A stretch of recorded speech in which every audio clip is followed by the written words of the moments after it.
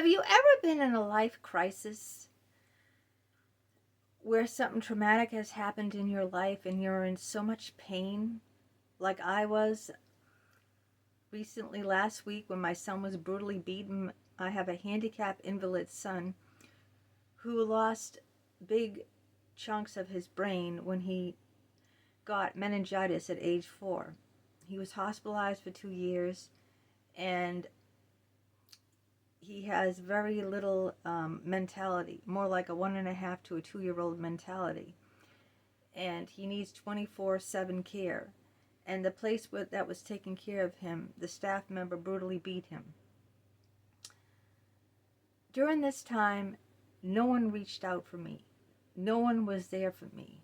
I thought the friends I had, I was friendly with this woman for 10 years. We had lunch together. I showed up at her mother's wake and offered my condolences and offered my support. She has my phone number. And not one phone call, not one text message, nothing. And I was pretty devastated. But I learned this. You have to choose yourself, even when no one else does. And I learned that the hard way. And that's what we're going to talk about today. When no one else is in your corner, you have to be there. You have to fight for yourself. You have to be in your corner. You have to choose yourself. So that's the topic we're going to talk about in this video. And my name is Sandra Wyllie. Welcome to my mental health channel. This is where I talk about my own personal struggles, having borderline personality disorder, complex post-traumatic stress disorder.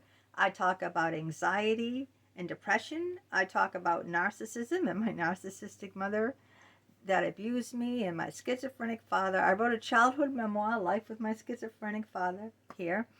I talk about my unethical psychologist who sexually assaulted me for years, and written books about them too. And I come on as a patient advocate to help other people who are going through struggles like me who need support. But I only come on as a former patient of 20 years. I'm not a licensed therapist. I do not hold a degree in psychology, so I cannot diagnose you or give you a professional opinion.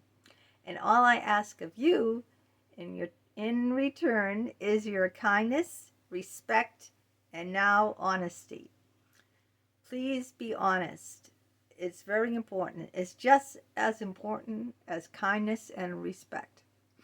Don't go spreading lies about people, okay? Honesty. Let's be honest with each other. Now, a lot of people have enjoyed my shorts when I'm reading poetry. And I wanted to read this poem today to start off this video because I think it's important.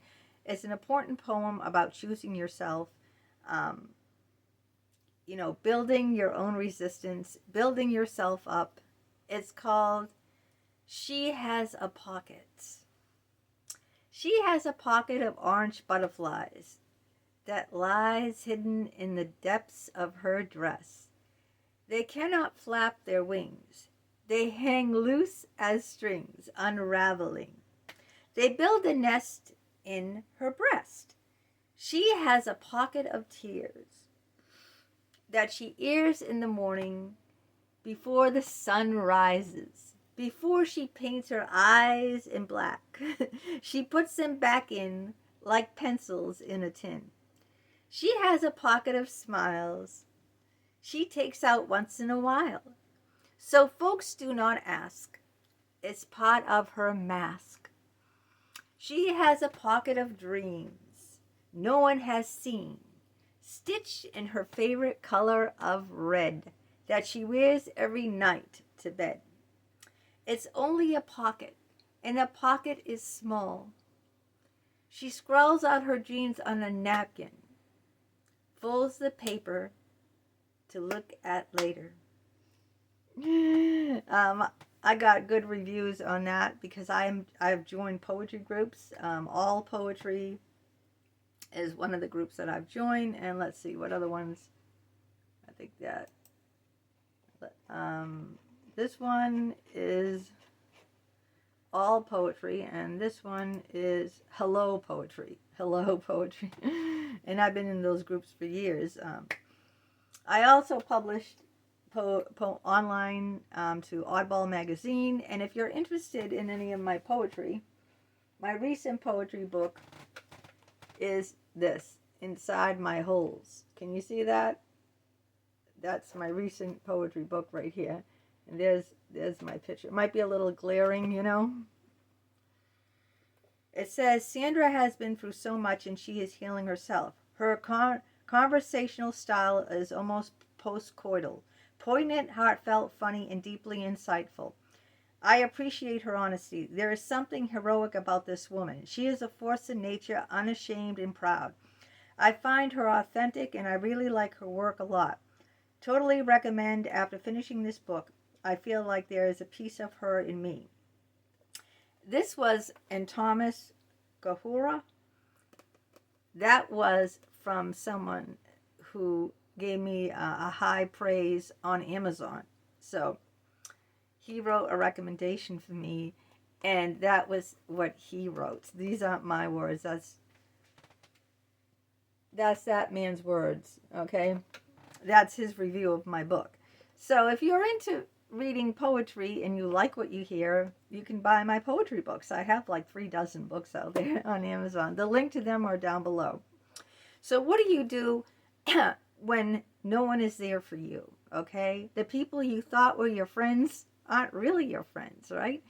How do we know what is a real friend and what is a fake friend? Well, anyone can be there when things are great, when we're healthy, when everything is going well for us, during the good times, right? But what happens when everything falls apart? My husband loses his job. We have no money. My son was brutally beaten. Now my son doesn't have a day program that he goes to all day long. My son has to sit in his bedroom all day because now the place where he was brutally beaten, they couldn't even tell us what happened. So they're under police investigation, DPPC investigation. And now we have to have the job of looking for a new placement for him, and one that we can trust. And I looked and I saw, you know, who's there for me? You know, who's supporting me? These were people that I thought were, you know, real people in my life, real friends, you know. People who always comment on my posts on Facebook. Like I said, that woman, I had lunch with her. I went to her mother's wake, and she has my phone number. Like Mel Robbins said, if they wanted to, they would, right? No one's too busy, all right, to pick up a phone. If they don't do it, they don't want to do it.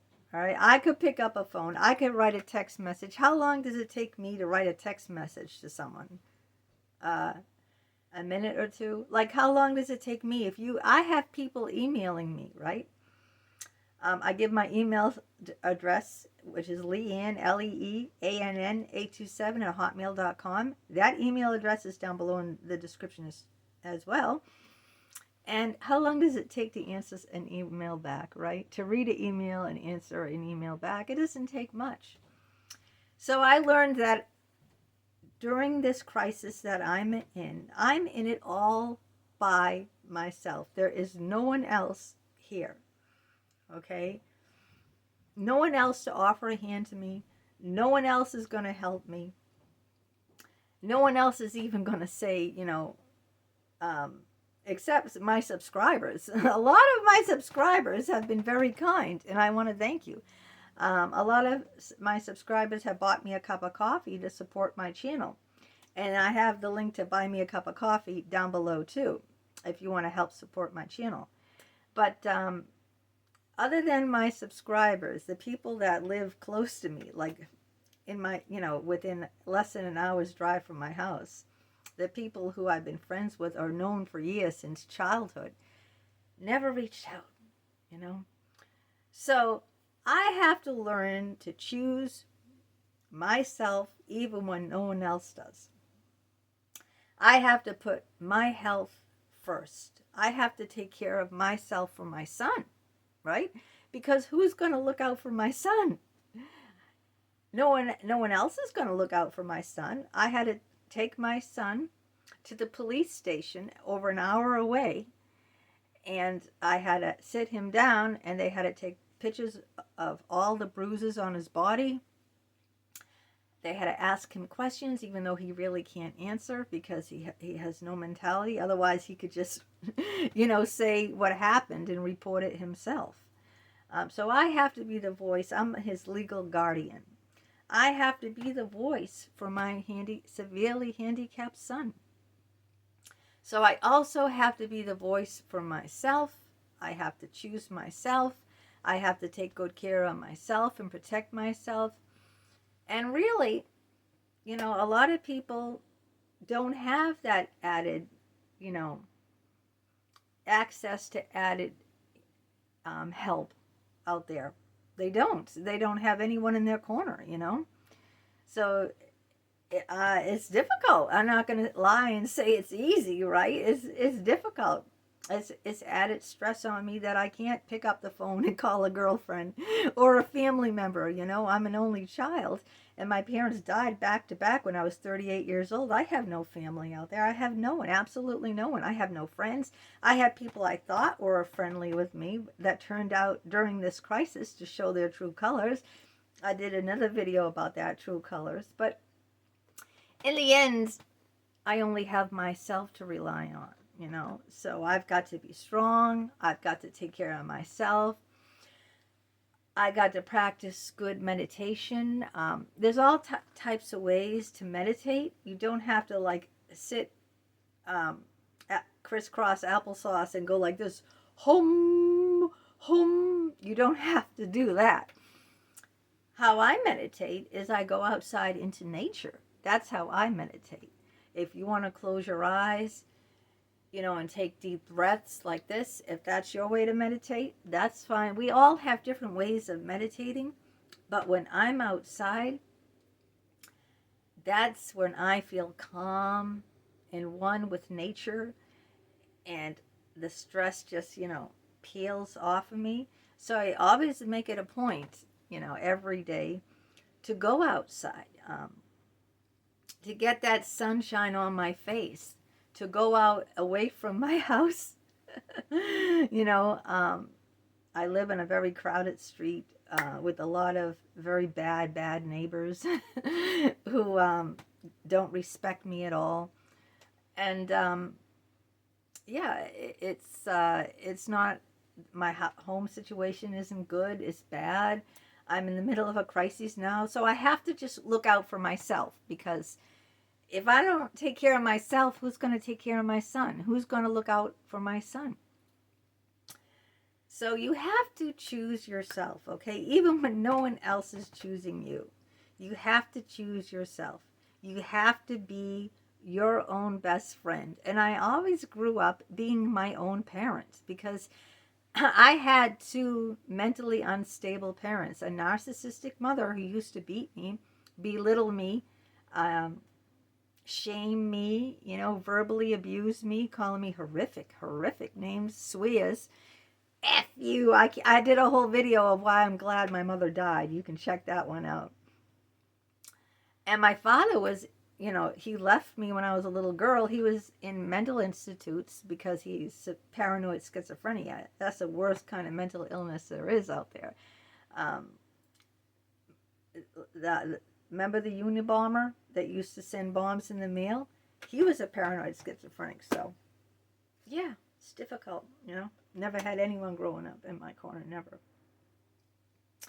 But anyway, so I got to fight every day. I wake up, I choose to get dressed. I choose to come on here and talk to you guys and, do my video, write my poetry, write my books. Every day I make that choice. I make that choice. I don't lay there with the covers over me and say, I don't want to face the day. You know, every day it's difficult. It's very difficult for me to face the day. But you have a choice to make, right? And I hope you make that choice to choose yourself, because I choose you. If you ever need to talk, you can email me. I always answer. I'll always respond to the comments as long as they're respectful and kind and truthful. Okay? I choose you, and I choose me. So let us both choose each other and be there for each other. Okay? Because the world is a lonely place, you know? We need to choose ourselves. We need to have that pocket of dreams, like in my poem, that pocket of dreams, a pocket of butterflies. All right, if you are new to my channel, welcome, welcome, welcome. Please hit that subscribe button in the lower right-hand corner. That way you will be notified each and every time a new video of mine comes out. Give it a thumbs up, like it, share it with your friends, your family, on your social media platforms. And you want to help support my channel, there's Buy Me a Cup of Coffee. I have these poetry books that I mentioned, and also my psychology and memoir books. They're all available on Amazon. The link to them is down below. And I hope you have a great day. Take care. Bye-bye.